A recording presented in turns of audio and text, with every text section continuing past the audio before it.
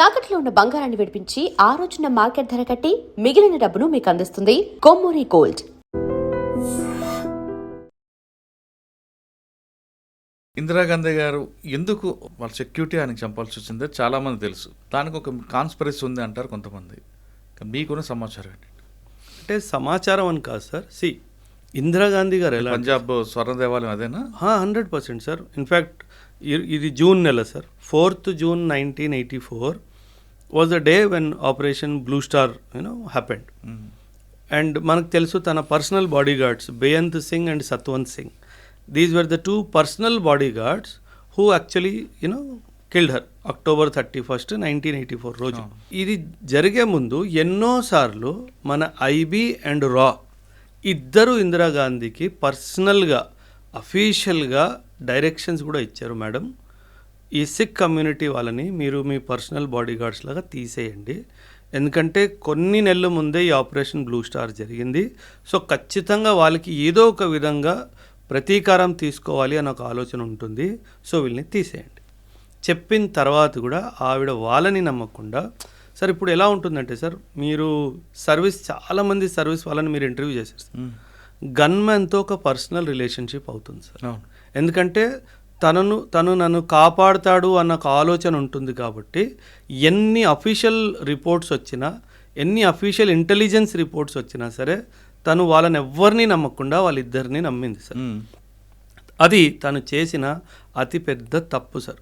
అదే తప్పు రాజీవ్ గాంధీ గారు కూడా చేశారు సార్.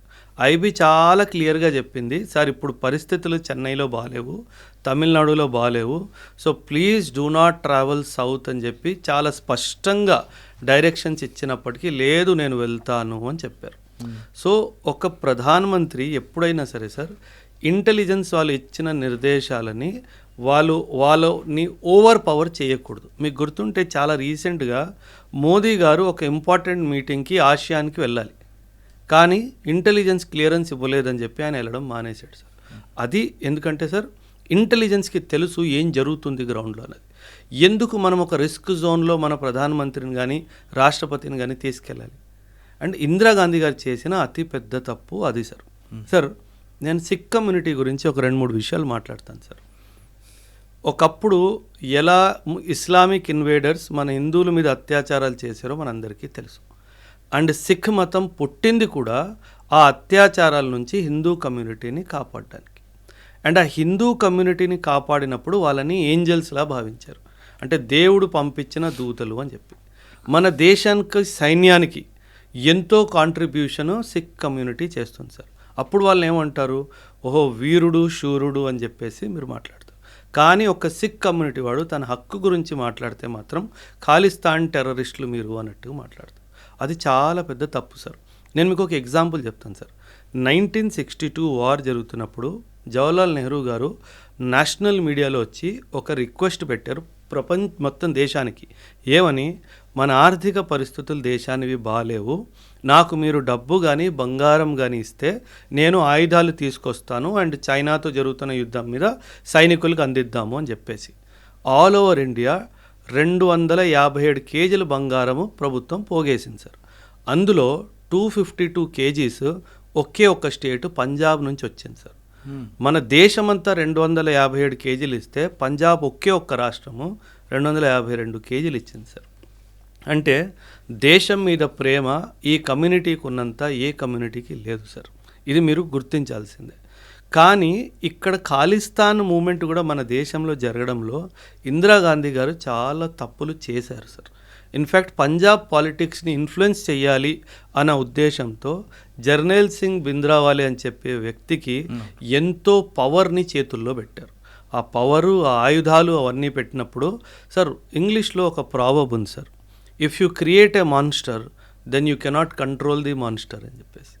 మీరు ఒక రాక్షసుడికి బలం ఇస్తే ఆ తర్వాత రాక్షసుడిని మనం కంట్రోల్ చేయలేము అంటారు. ఎగ్జాక్ట్లీ అదే జరిగింది సార్. ఒకప్పుడు సార్ ప్రెసిడెంట్ చాలా పెద్ద పోస్ట్ కదా sir. Jarnail Singh Bhindranwale had direct connection with the president of India. అంటే నువ్వు ఇంత బలాన్ని ఇస్తే ఆ తర్వాత దురుపయోగం జరుగుతుంది కదా సార్. ఆ దురుపయోగంతోనే పుట్టిందే ఖాళిస్తానీ మూమెంట్. అలాగే ఖాళిస్తానీ మూమెంట్ 1940s నుంచి ఉంది సార్. ఇన్ఫ్యాక్ట్ మనం చరిత్ర చూసుకుంటే 1940 ముస్లిం లీగ్ వాళ్ళు లాహోర్ రెజల్యూషన్ పాస్ చేశారు సార్. ఈ లాహోర్ రెజల్యూషన్ వాళ్ళు ఏమన్నారు, పంజాబ్ మాకు ఒక ముస్లిం స్టేట్ లాగా కావాలి అని అన్నారు. ఎందుకంటే అప్పట్లో పంజాబ్లో సిక్ మెజారిటీ కాదు sir, 40% Muslims, 40% Hindus, 19 to 18% Sikh community, మిగతా 1% 2% వేరే కమ్యూనిటీ వాళ్ళు ఉన్నారు. అప్పుడు సిక్ కమ్యూనిటీకి భయం వేసిందంటే వీళ్ళు పంజాబ్ మొత్తాన్ని ముస్లిం స్టేట్ చేస్తే మా పరిస్థితి ఏంటి. అప్పుడు పుట్టింది మాకు సెపరేట్ స్టేట్ కావాలి ఖాళిస్తాన్ అని చెప్పేసి. ఖాలిస్ అంటే ప్యూర్ సార్, ఖాలిస్ అంటే ఆ పదానికి అర్థము pure. Khalistan a land purely for the Sikhs. So this was the call for Khalistan. కానీ ఇండియా ఇండిపెండెన్స్ అయిన తర్వాత 47 తర్వాత సార్, కానీ ఈ ఖాళిస్తాన్ కావాలి అన్నది చాలామంది కోరుకోలేదు sir. It is always said that ఇది ఒక పొలిటికల్ డిసిజన్ మాత్రమే, మాస్ మూమెంట్కి దీనికి ఎప్పుడు సపోర్ట్ రాలేదు సార్. నేను 46 సంవత్సరాలు సార్ నాకు. నేను ఈ రోజు వరకు నా కమ్యూనిటీలో ఒక ఖాళిస్తాన్ సింపథైజర్ని నేను కలవలేదు సార్. ఎందుకంటే ఎంత బ్యూటిఫుల్గా సిక్ కమ్యూనిటీ ఇండియాతో ఇంటిగ్రేట్ అయిందో దాని తర్వాత అవసరం ఎప్పుడు అనిపించలేదు సార్. ఎందుకు అవసరం 1940sలో అనిపించింది, మళ్ళీ మమ్మల్ని ఎక్కడ హిందువుల్లా మారుస్తారేమోనన్న భయంతో వచ్చింది. ఆ భయం 1950లో మన బాబాసాహెబ్ అంబేద్కర్ గారు రాజ్యాంగం ఇచ్చినప్పుడు ఎవరు నీ మతాన్ని టచ్ చేయలేరు అన్న హామీ ఇచ్చిన తర్వాత ఆ భయం ఎప్పుడూ రాలేదు sir. So that is the reason why Khalistan movement అన్నది ఇందిరాగాంధీ గారు చేసిన చాలా పెద్ద తప్పు సార్. అక్కడ పంజాబ్ లోకల్ స్టేట్ పాలిటిక్స్లో కాంగ్రెస్ రావాలి అన్న ఉద్దేశంతో ఒక మాన్స్టర్కి పవర్ ఇచ్చేసి ప్రస్తుతం ఉన్న గవర్నమెంట్ మీద తరలించడం జరిగింది. దాంతో పుట్టింది ఖాళిస్తాన్ మూమెంట్ ఇన్ ఇండియా. దాని పర్యావరణమే sir. If you ask me personally sir, నేను ఇండియన్ పాలిటిక్స్ని, గ్లోబల్ పాలిటిక్స్ని బాగా చదువుతాను, నాకు చాలా ఇష్టం కూడా సార్. నేను వ్యక్తిగతంగా చెప్తున్నాను సార్, నేను పార్టీ విషయంగా చెప్పట్లేదు. My favourite prime minister is Indira Gandhi only sir. తను తీసుకున్న నిర్ణయాలు గతంలో కానీ నాకు తెలిసి ఫ్యూచర్లో కూడా ఏ ప్రధానమంత్రి కూడా అంత ధైర్యంగా ఏ డిసిజన్ తీసుకోలేడు సార్. సిక్కిం మన దేశంలో రావడం థ్యాంక్ యూ ఇందిరాగాంధీ. పాకిస్తాన్ 2 ముక్కలు అవడం థ్యాంక్ యూ ఇందిరాగాంధీ. రా ఎస్టాబ్లిష్ అవడం థ్యాంక్ యూ ఇందిరాగాంధీ. విశ్వవ్యాప్తంలో ఇండియా అనే ఒక దేశం ఉంది అని గుర్తింపు తెప్పించడం థ్యాంక్ యూ ఇందిరాగాంధీ. ఇన్ని మంచి పనులు చేసిన ఆవిడ కొన్ని విషయాల్లో కొన్ని తప్పులు జరిగాయి సార్. సో నేను పర్సనల్గానే తన్ని చాలా ఇష్టపడతాను సార్, నాకు తనంటే చాలా ఇష్టం. ఈ టైంలో ఇందిరాగాంధీ కనుక ఉండుంటే బలూచిస్తాన్ ఎప్పుడో వేరైపోయేది, పిఓకే ఎప్పుడో మనకు వచ్చేసేది. వ్యక్తిగతంగా చెప్తున్నాను, నేను పార్టీ విషయంగా చెప్పట్లేదు. As an individual she was very bold personality sir. మా నాన్నగారు ఒక మాట చెప్పేవారు సార్, మన ప్రధానమంత్రి ఎలా ఉండాలంటే లయన్ హార్ట్ లాగా ఉండాలి, అంటే చాలా ధైర్యంగా ఉండాలి, అదే సమయంలో ఫాక్స్ లాగా కన్నింగ్గా కూడా ఉండాలి.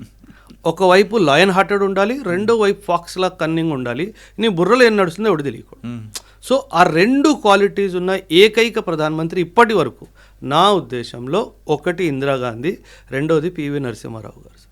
ఈ ఇద్దరు చాలా ఎక్సలెంట్ సార్. ఈరోజు మన దేశము ఆర్థికంగా బలంగా ఉంది అంటే thank you to PV Narasimha Rao గారు సార్. ఆయన చాలా మంది మన్మోహన్ సింగ్ అంటుంటారు కదా. Manmohan Singh was the finance minister sir. Sir ఎప్పుడైనా సరే credit always goes to the boss sir, ఎందుకంటే అకౌంటబిలిటీ ఈజ్ ఆల్సో బాస్. ఇప్పుడు మనం ఎల్పిజి రిఫార్మ్స్ 1991లో సార్, ప్రధానమంత్రి మన పివి నరసింహారావు గారు ఆయన సూక్ష్మ శక్తి ఆయనకి ఎంతైతే ఉందో అలా సూక్ష్మ శక్తి ఉన్న ప్రధానమంత్రి ఇప్పటి వరకు రాలేదు సార్. ఎవరు చాలా బోల్డ్, చాలా టఫ్ టు హ్యాండిల్. కాకపోతే అప్పుడు మన పివి నరసింహారావు గారికి 2-3 చాలా మంచి ఫైనాన్స్లో చాలా మంచి వ్యక్తులు ఆయనకి. Imagine the trio sir, 3. PV Narasimha Rao గారు ప్రైమ్ మినిస్టరు, మన్మోహన్ సింగ్ గారు ఫైనాన్స్ మినిస్టరు, డాక్టర్ రంగరాజన్ గారు ఆర్బీఐ గవర్నర్. ఇంత మంచి టీం ఉన్న తర్వాత కీలకమైన నిర్ణయాలు ఎందుకు రావు sir? So that is where the team work is also important in politics.